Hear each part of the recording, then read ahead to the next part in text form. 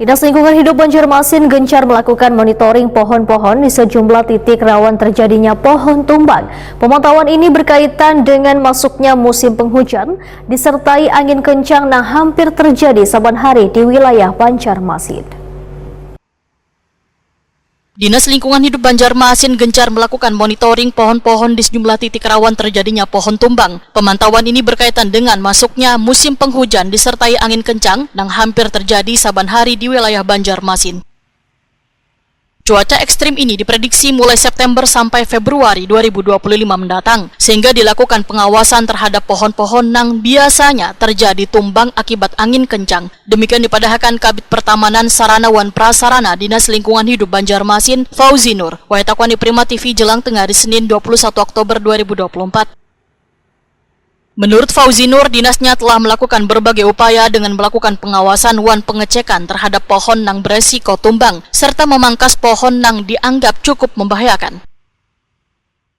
Pada hari ini kita bisa bertemu bersama-sama dalam rangka menyikapi kondisi cuaca yang dari musim kemarau menuju ke musim penghujan. Perkiraan cuaca memang kalau kita dengar di media sosial bahwa curah hujan ini mulai bulan September hingga bulan Februari. Nah, memang seperti biasa kawan-kawan tim di lapangan itu menyikapi kondisi seperti ini memang selalu mengantisipasi dan tim sigap di lapangan karena cuaca yang dari musim kemarau ke musim penghujan memang cenderung akan terjadi pertama curah hujan, kedua ada angin-angin yang mungkin tidak biasanya di musim kemarau.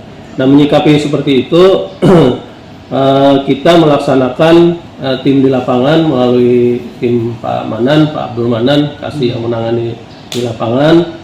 Kita melakukan pemantauan yang pertama monitoring, kedua melihat kondisi-kondisi di lapangan, mana-mana pohon yang rimbun, yang daunnya banyak, karena dengan rimbun ini maka akan terpaan angin akan kencang sehingga akan mengakibatkan kemungkinan pohon akan tumbang.